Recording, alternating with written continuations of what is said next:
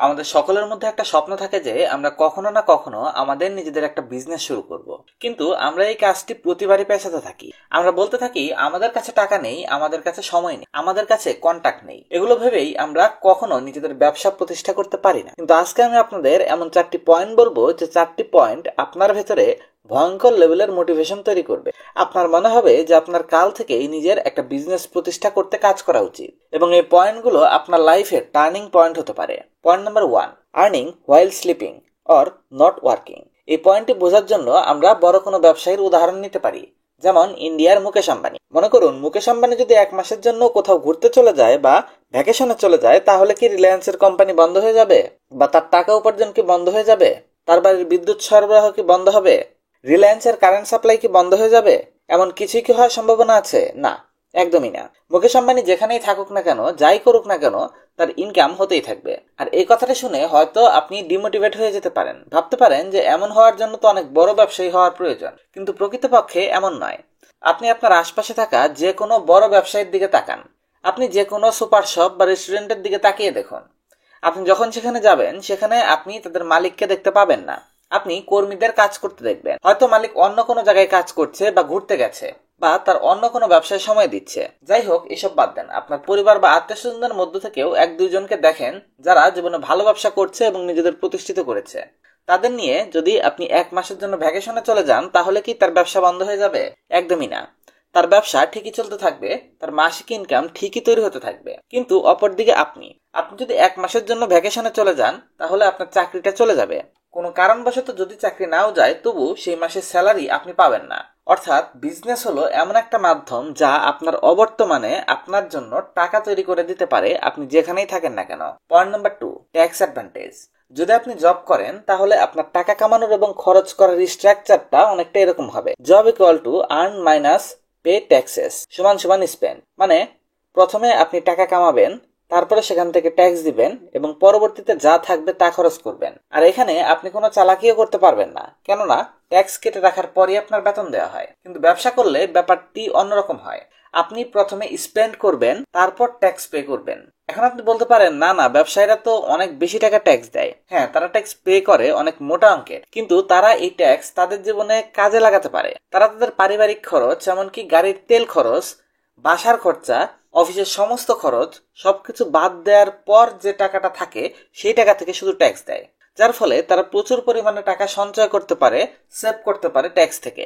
Point number 3, transfer to future generation.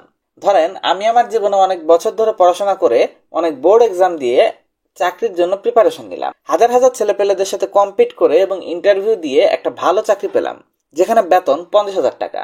সারা জীবনে চাকরি করার পর যখন আমি রিটায়ারমেন্ট করব, তখন আমার মাসিক ইনকাম হবে ধরে নিন 2 লাখ টাকা। আর ওই সময়ে আমার ছেলেও বড় হয়ে যাবে।